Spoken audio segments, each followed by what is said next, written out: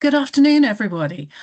Welcome to the DfE Power Hour for May, and that is what is school food funding, and how does it flow from the DfE to schools?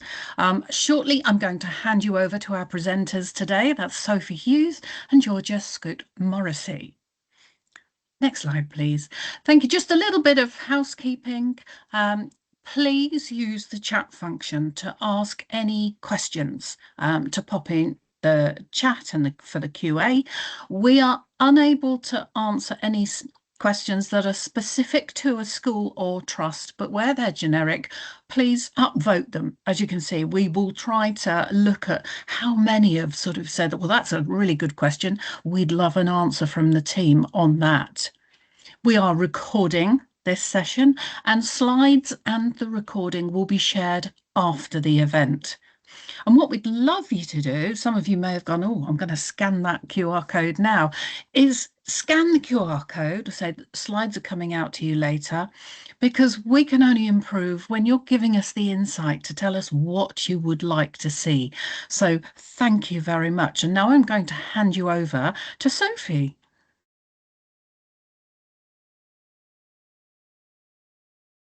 Everyone, thank you very much for joining us today. My name is Sophie Hughes. I work in the school food unit at the DfE, and I'm joined today by school food colleagues and funding policy colleagues from the DfE who are going to help with presenting this session and hopefully answering lots of your questions. The session today is the first of a two-part webinar series on school food. Today we are looking at how funding for school food works and how it flows to schools. And in the session next Thursday, we will focus on procurement, particularly how schools can use their funding more effectively through better catering contracts and buying approaches. So today we will focus on how funding for free school meals is provided and how it operates within schools' core funding. And the aim is to clarify how the funding system works, how free school meals funding sits within it, and how that should be understood alongside wider funding discussions and decisions. We will have time for questions at the end, but do feel free to post questions in the chat as we go along, and colleagues on the call will pick up either in writing or we will get to it at the end once we're finished speaking. So first of all, we wanted to sort of discuss what funding, what sort of the scope of the session. So the DfE provides a lot of funding for food in schools in a number of ways. So we have free school meals, universal infant free school meals, further education free meals, the fruit and veg scheme, the milk subsidy, breakfast clubs, and the holidays and activities and food funding. For today, though, we are keeping the scope of the session quite tight and focusing specifically on the FSM funding we provide for mainstream schools and academies for children aged 5 to 16. To the right of the slide, I have a high-level overview of universal infant free school meals, so UIFSM, and free school meals, so FSM, which outlines the differences between the funding. So free school meal funding supports pupils based on eligibility, links to household income and certain benefits. FSM funding sits within the school's national funding formula and is part of a school's core budget, meaning funding is not ring-fenced specifically for food. In 2026-27, through the FSM factor in the school's NFF, we are allocating £505 per annum per eligible pupil.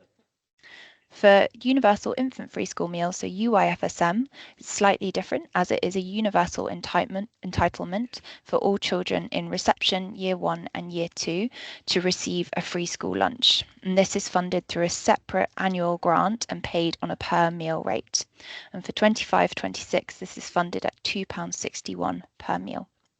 Can I have the next slide, please? Thank you. We are now going to spend a little bit of time on the free school meal expansion because we know this will be a very live issue for schools. From September 2026, free school meal entitlement extends to children in all households in receipt of universal credit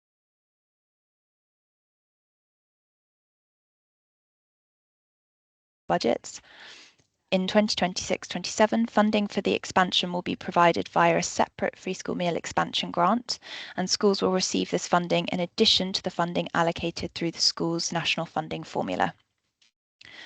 To support delivery, we have provided updated operational guidance, which was published last Friday, and I'm hoping one of my colleagues will post the link to the guidance in the chat. We've also published the methodology and conditions of grant, and we'll post those links in the chat too for you to see.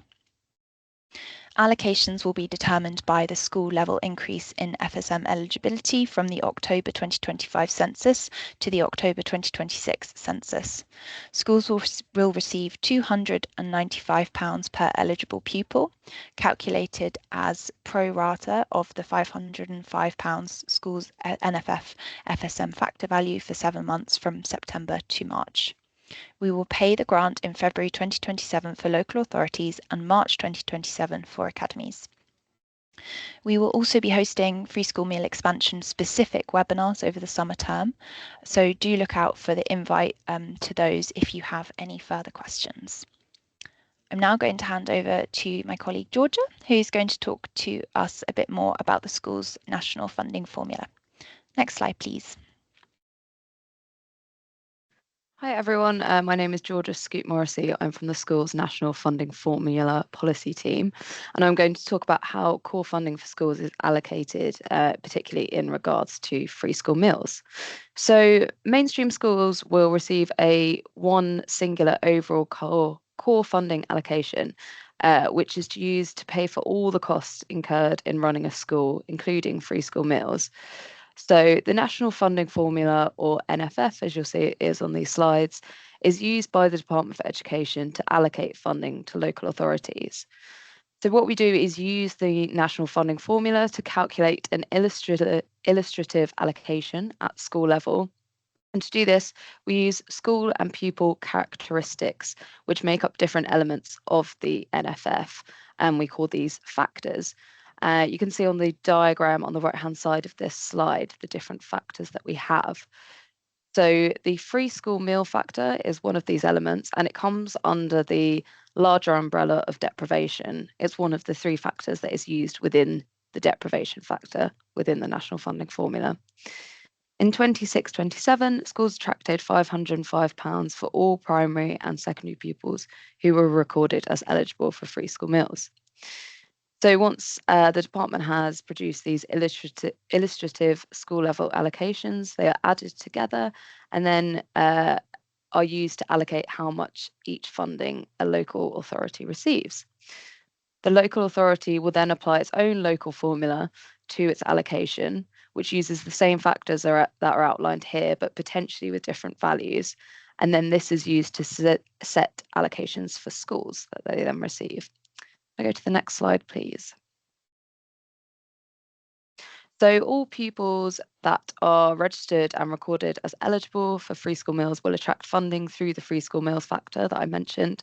So this includes pupils in this group that do not take up the offer of a free meal, they'll still attract the funding. The free school meal factor is provided as an annual amount per eligible pupil, and that is no matter how many meals are taken by them. Since the National Funding Formula was introduced in 2018, the value of the free school meals factor has consistently increased in line with inflation forecasts as measured by the GDP deflator measure of inflation. There is another element of the National Funding Formula called the area cost adjustment, which is built into it and reflects the variation in labour market costs across the country. And this is applied as a multiplier to the free school meal factor, as it is with other factors in the National Funding Formula. The free school meal factor in the NFF is intended to support schools with the cost of providing benefits-related free meals for eligible pupils. However, it is not a separate part of the budget. As I mentioned, schools receive one overall core funding allocation to pay for all the costs that they incur in running the school. So this can range from teacher salaries to the provision of free meals, but also to premises costs. The overall budget has been determined by a combination of factors, as I mentioned in the previous slide, which all act as proxies for overall need and should not be seen in isolation from each other. So an example of this is that all schools will receive a lump sum in their allocation, which helps support schools with fixed costs.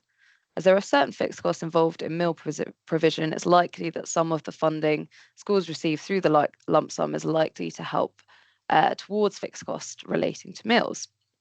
But ultimately, it's for heads and governors to decide how to use the core funding they receive. Head teachers and governors have the freedom to decide their own operating model and how they use the funding they receive to best support individual circumstances. That includes decisions relating to meal provision. I'll pass back to Sophie now. Thanks, Georgia. If we could move to the next slide, please. Thank you. So we next want to cover some detail on parent paid meals, as we know that government funding is only part of the income available, which pays for a school's catering provision. So schools have a statutory duty to provide free school meals to pupils who meet the eligibility criteria when a request for FSM has been made by or on behalf of the eligible pupil. And when a pupil is entitled to and has made a request for FSM, no charge can be made for that meal. Whereas for paid meals, schools can charge for school meals provided to pupils who are not entitled to free meals. So where a charge is made, the price must not exceed the cost of providing the meal. So whilst in legislation it doesn't define that cost, this can be understood to mean the full cost of provision. So food, staffing, non-food related costs. And when a school charges for a meal, they must charge every pupil the same price for the same item and quantity. Parent paid meals do not have to match the FSM or UI FSM funding rates or be higher or lower than them. And parent paid meals prices are set at school level, so it's down to the it's down to schools to decide what they want to charge for parent paid meals. Schools should balance income from FSM, UI FSM and parent paid meals in a way that works best for their context, and it is not prohibited for schools to subsidise their catering provision from their wider school budgets. Can we move to the next slide, please? Thank you. So this next slide is going to act as a bit of a recap of what we've been through in today's session. So on the left-hand side, we've listed common misconceptions that we often hear about school food funding, and I'm going to address each one in turn. So the first one is that schools have separate budgets for things like teaching and learning and food. And we know that the FSM factor is not a ring-fenced part of the school budget. So mainstream schools receive one overall core funding allocation, which is used to pay for all costs incurred in running a school, ranging from teacher salaries, the provision of catering services and premises costs and energy. So it's for each school to determine how this money is used to support the pupils they have. The next myth is that free school meal funding is a per meal rate which must cover the total cost of catering provision. So the FSM factor is intended to support schools with the cost of providing benefits-related free school meals for eligible pupils, and it is not a ring-fenced part of the school budget, and schools will determine how this money is spent. We hear a lot about there being a per meal rate for FSM, and whilst this isn't true for benefits-based FSM, as it is a per child per annum factor in the NFF, it is true for UI FSM and FEFM, which is grant-based funding and is funded at a rate per meal per child. Income from parent paid meals, as we said, can support the overall catering offer, help maintain financial viability of provision and cross-subsidise costs. Parent paid meals do not have to match FSM or UI FSM funding rates or be higher or lower than them. The next myth is that the national funding formula doesn't account for differences in school type. So we know that this isn't true. The NFF does account for differences in school type and the areas which schools operate in. So if we could give the example of rural schools, which we know face higher costs in providing meals than other schools, the NFF allocates additional funding for small rural schools through the sparsity factor of up to £58,000 per year for eligible primary schools and up to £85,200 for eligible secondary schools. And this funding is intended to support small rural schools with the costs that they face, including any additional costs relating to catering provision. The final myth is that schools receive FSM funding based on how many meals are served. And this is incorrect. For UI FSM, the number of eligible pupils, funding is based on the number of eligible pupils who take a school meal on census day, whereas for free school meal funding, funding is based on the number of registered eligible children recorded at the time of the October census. So for free school meals, schools receive the same funding per pupil per annum, whether a pupil eats a school meal every day, only occasionally, or not at all. Can we go to the next slide, please? So that brings us to the end of our slides. We have a chunk of time now to focus on some questions. So thank you to colleagues in the chat who have been starting to answer some. I'm just going to have a look at the Q&A. If you can bear with me for a moment. So I think the first question is from James, which says, the latest announcement said that UIFSM would be cut by 20% on the basis that more pupils would qualify for FSM. If funding is cut next year, in 26-27, this will be a real terms cut, as the FSM increase would be lagged and therefore not in the NFF until 27-28. And I think I'm handing over to Maria, who is going to take this question. Yes, that is correct. So I must admit, I'm not 100% following the exact question. So if this answer isn't covering what you were asking, then please do come back and ask again. But just in principle, to make sure everyone has understood what this is about, that obviously as you expand, UIFSM is given for all pupils who are eligible, who are taking up the offer of a free meal, but who are not eligible for free school meals. So by definition, as you increase FSM eligibility, UIFSM eligibility will decrease. So some pupils will simply move from being eligible from UIFSM to FSM. Doesn't mean anyone is losing eligibility, there's just that sort of shift. So we're forecasting UIFSM eligibility to decrease by 20%, and because of that, we're making a downwards adjustment to the initial allocations. Now, if our forecasts turn out to be correct, then that's all fine. You got exactly the same, the correct amount of funding, and nothing else needs to be done. If eligibility actually reduces by more than 20%, you will have got slightly more funding than you should have, and therefore the following year there will be a correction in June 2027 to make sure that you are given the overall correct amount at the end of the year. Conversely, if the decrease in UIFSM eligibility is less than our forecast 20%, you will be giving slightly less than you should up front. And therefore you will receive additional funding in June 2027 when we do the adjustment.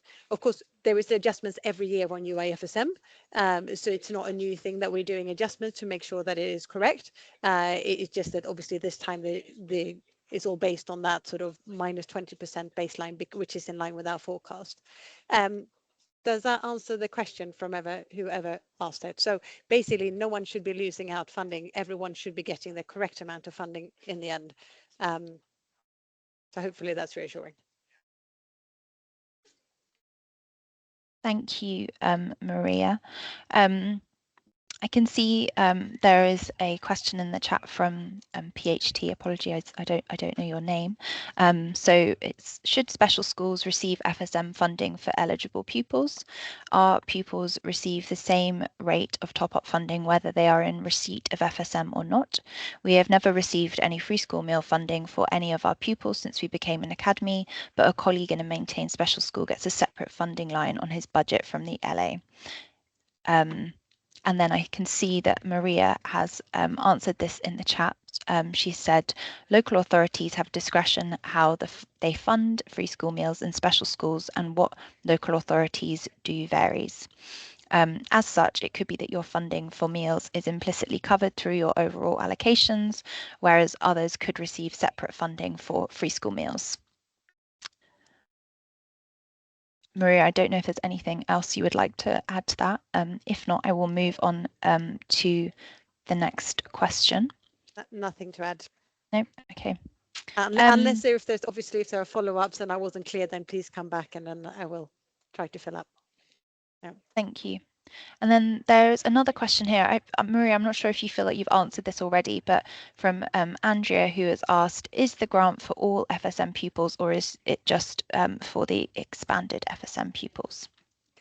So, oh no, I hadn't seen that question. So the free school, so schools, I'm talking mainstream schools here. Mainstream schools are already funded for free school meals through their core funding. There is an FSM factor that they've already received funding for. So the FSM expansion grant is only for the additional pupils. So what we're doing is we're looking at, comparing October census 26 compared to 25, seeing to what extent has your number of eligible pupils increased, and then the FSM grant will cover that increase. It's only a 1-year grant, because after that the increase will be incorporated into your core allocations through your DSG if maintained school, or your GAG if you're an academy. But yeah, so the additional funding is only for the newly eligible. Thanks, Maria. There is a question in the chat from Robin, who has asked, is it correct that a school receiving top-up funding to meet the minimum pupil funding levels will not receive additional FSM funds, as the outcome will just reduce the top-up and they will still receive just the minimum funding per pupil? And Maria has very helpfully answered, and she said, in 26-27, funding for the expansion will be provided through a separate FSM grant. This will be paid out for all schools which see an increase in FSM eligibility, no matter if they are funded through the minimum per pupil levels or not. There's also another question in the chat from Kay Partridge, who is asking about UIFSM rates for 26-27. And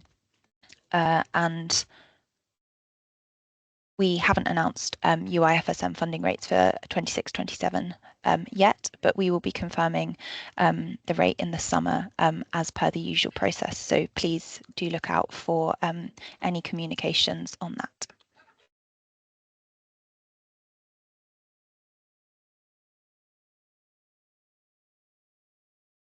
I can't see any more questions in the chat. I just wonder if there are any more.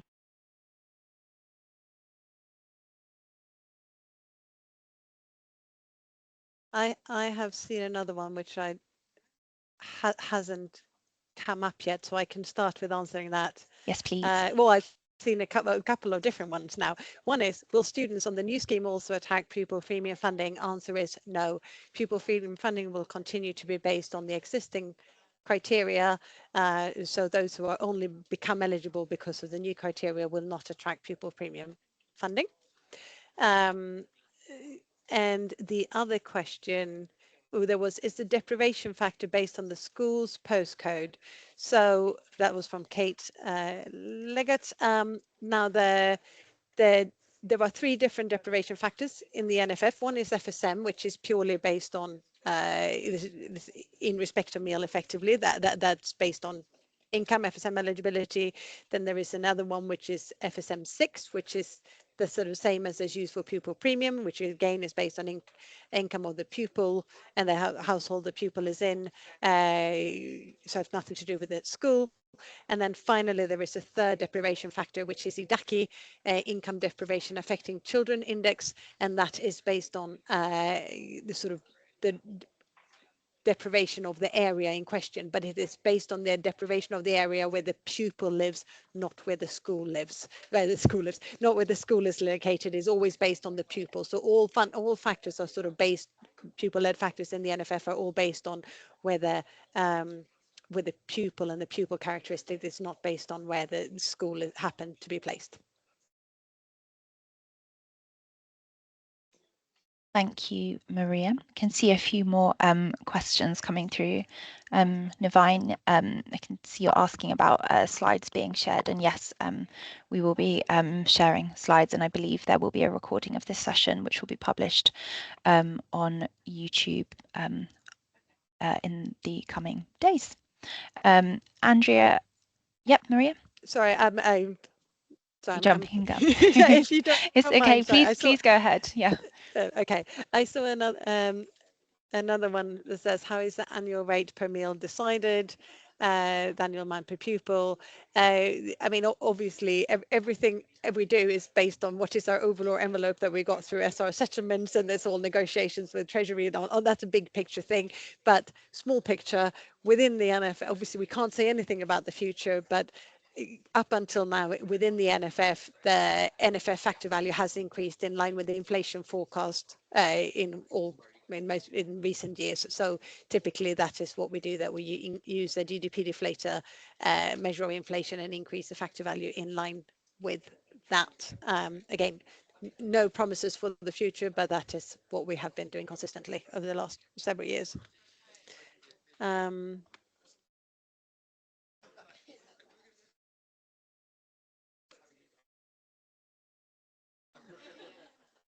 There's a question in the chat from Andrea, which is asking how many additional pupils it's anticipated will become eligible for free school meals. And thank you to Joel, who's posted a reply. So we anticipate an additional 500,000 pupils will become eligible for free school meals as part of this expansion.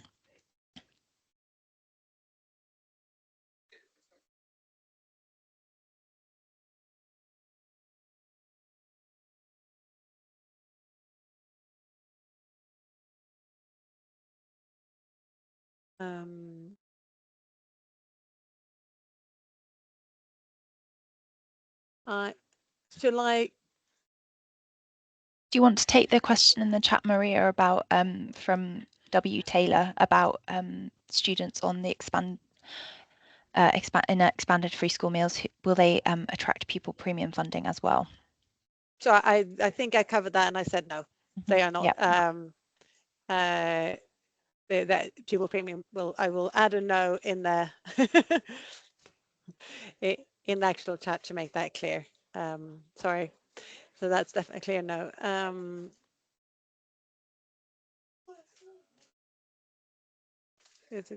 Have I covered all the ones in the chat? I can see there are a couple that haven't actually been through to be published yet, so I will check if those as well. There is a question which is slightly different from FSM, but it's about, will pupil premium ever 6B drops? We have said I mean, obviously that's not about meal funding itself, that's about deprivation funding and the use of effectively FSM as a proxy for deprivation.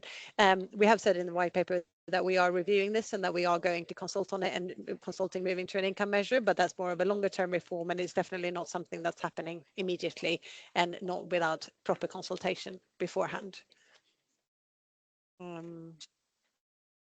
So that was another question of how will the pupil premium be calculated going forward? Yeah, so that's the same. So to start with, it is going to be based on FSM 6 in the same way it has been up until now, but only counting the targeted FSM, so those who are in the current eligibility criteria for using the 7,400 threshold. In the longer term, there might be other reforms, but they have not been announced yet, and we haven't consulted on them. So hopefully there was a lot of those questions. I think they are. Why is the new grant being paid as in arrears is another question. Well, it is simply paid in arrears because we will not know how many pupils you need funding for until that time. So we will take the data from the October census in 2026, see how many pupils you have that are eligible for free school meal at that point, compare how many you have already been funded for in the previous census, and then basically fund you for the difference. So it will be based on actual amounts, actual data. Now the census October census doesn't close until December. Obviously it takes a lot of time to get the data, review the data. So basically February, March is the earliest that we can get the money out. So that is when you get it. Anything earlier than that, we would have to do it based on guesstimates rather than actual data. So that is why.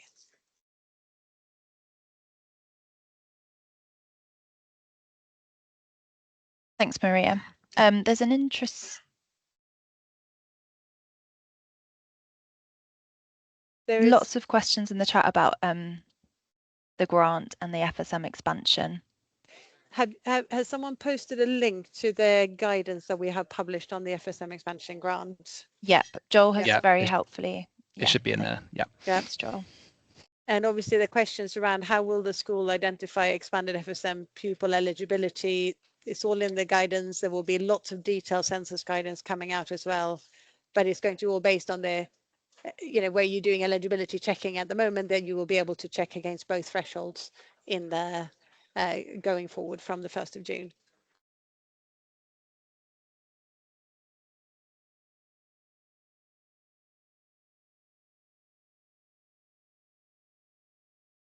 And it's like, there was another question around, will the school be checking their eligibility checking? Is that it will the checking will be done exactly in the same way as it is now? Like sometimes I think it's a lot of the time it's the local authorities who do it on the on behalf of schools. So it will, those same processes will continue, but against both thresholds, as I said.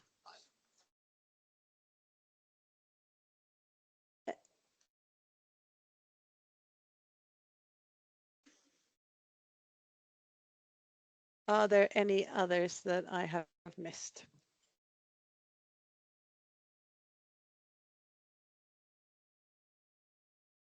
I should add that we are planning on publishing a follow-up Q&A. So if you feel like there's a question that perhaps you missed or didn't get an answer to, we will pull these all together into a themed Q&A and send that out, which hopefully will be helpful.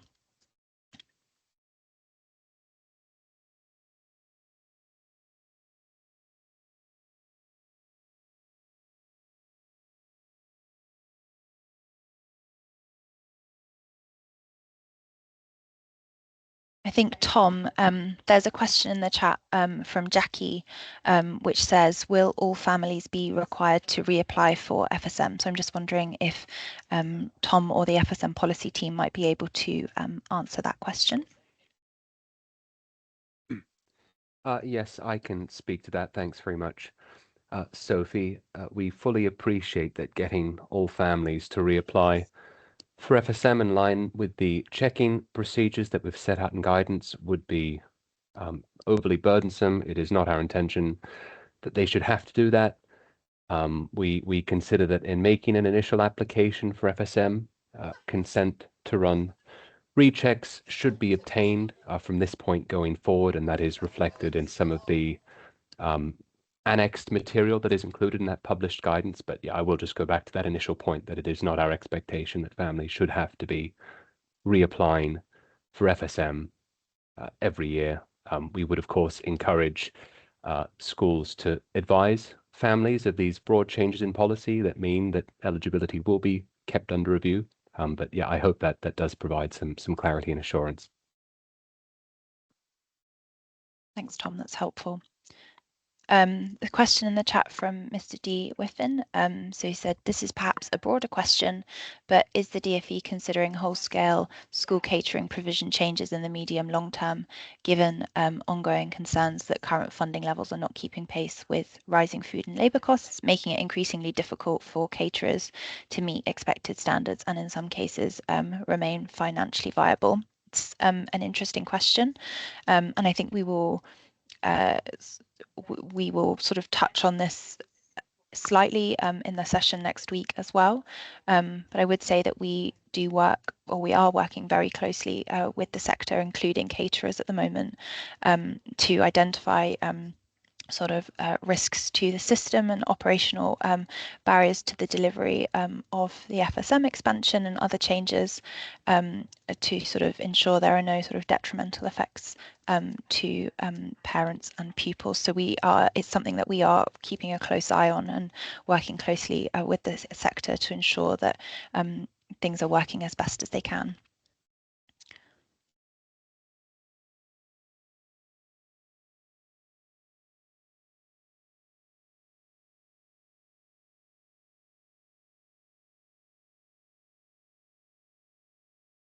Just keeping looking through the chat. I'm just wondering if there's anything else. There's a question from T. Botha, which has said, will transitional protections affect pupil premium funding? And I'm wondering if someone from funding policy might be able to take that now, or is that something we want to? I can come in on that one Yep. now. Yep. Thank you. So, so pupils who are currently in this academic year eligible for free school meals, they are part of the FSM 6 cohort. They will continue to be part of the FSM 6 cohort for 6 more years. So even if they are currently only eligible because they are protected and they lose eligibility in the autumn, they will continue to attract pupil premium funding for the following 6 years. So in that sense, no one is going to lose pupil premium funding because of the expansion or because of the removal of the protection. So hopefully that reassuringly answers that question. Yeah, I believe we have, as of yesterday, updated the pupil premium webpage on gov.uk, which specifically makes that point as well, in case that is helpful. That's great. Thanks, Maria.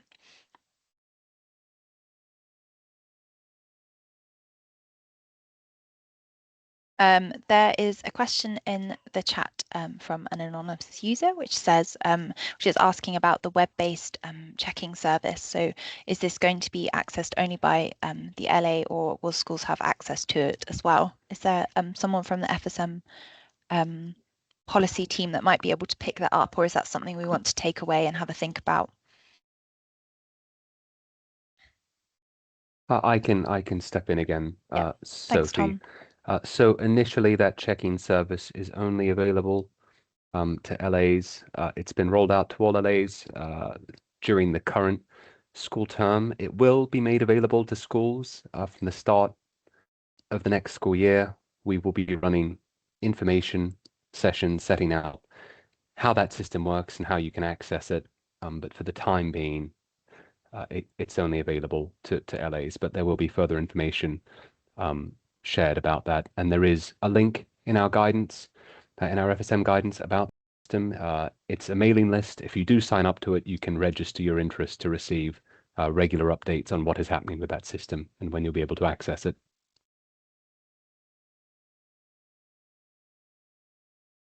Thank you very much.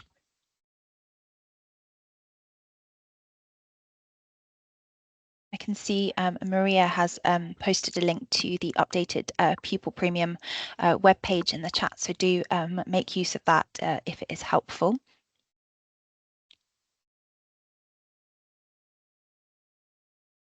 Yes, and I have seen someone put in, well, we lose pupil premium funding from 27-28 if the new criteria does not attract pupil premium funding. I'm not quite exactly following, but I think maybe this is linked to the protection point that if anyone is eligible in this year, no matter if it's because they're protected or whatever the reason, if they're eligible now, they're treated as FSM now, they'll be part of the FSM 6 cohort, and they will continue to be eligible for pupil premium for the next 6 years. So I'm not clear how anyone would lose pupil premium eligibility as a result of the expansion. Hopefully that is also clear in the on the gov.uk page that I published.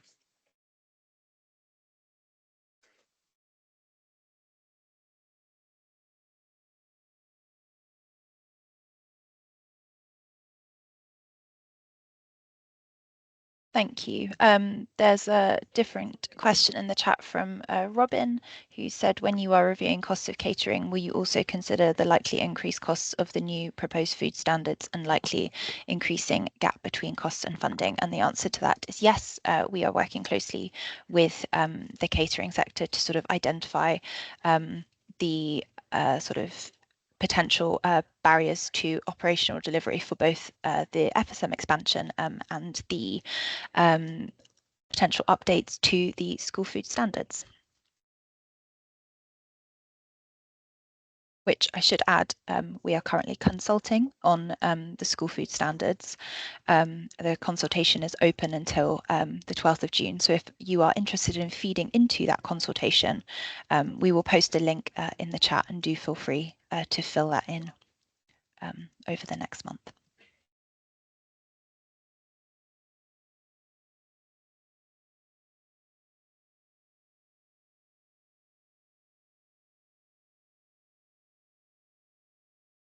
I think we possibly have come to an end of the questions. I'm just going to give colleagues a moment to see if there are any other questions that we want to answer. I have seen another Maria? one on pupil premium, Yeah, premium, please. which is there an expectation that FSM 6 numbers will reduce and pupil premium allocation will reduce over time?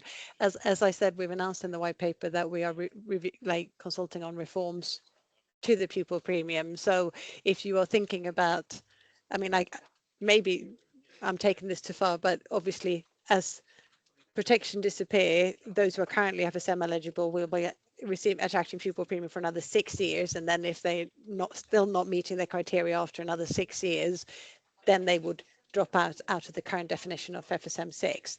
So if we did absolutely no policy change whatsoever between now and 6 years time, yes, I could see that might happen, but that is not what, definitely not in our planning, because we have, as we've said, we are going to consult on reforming pupil premium funding, so it's based on income instead of FSM 6. So I definitely don't think there is any plans for or forecast that assumes that it's going to decrease.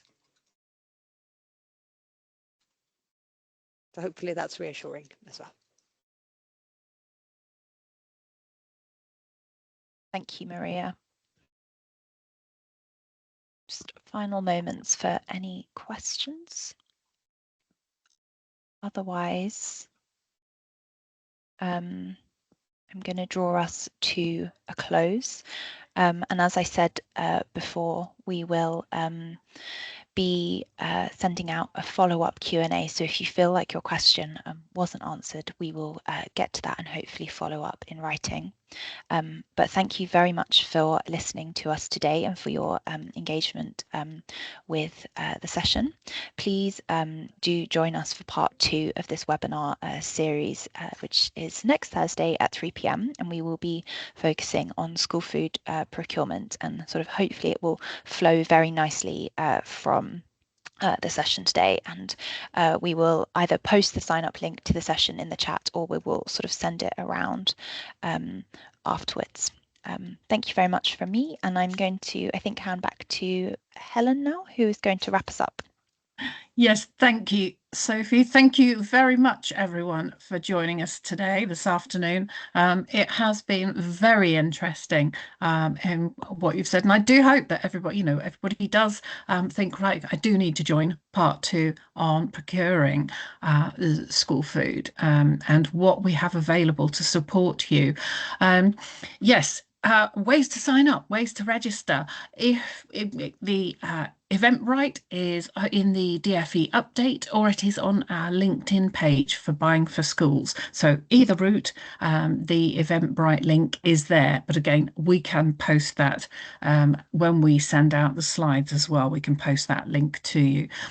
Say if you can scan the QR code as well to give us any insight, and also we know then who has actually joined us. We know how many were on this call today. That's brilliant. But after this, say thank you very much and do enjoy your afternoons.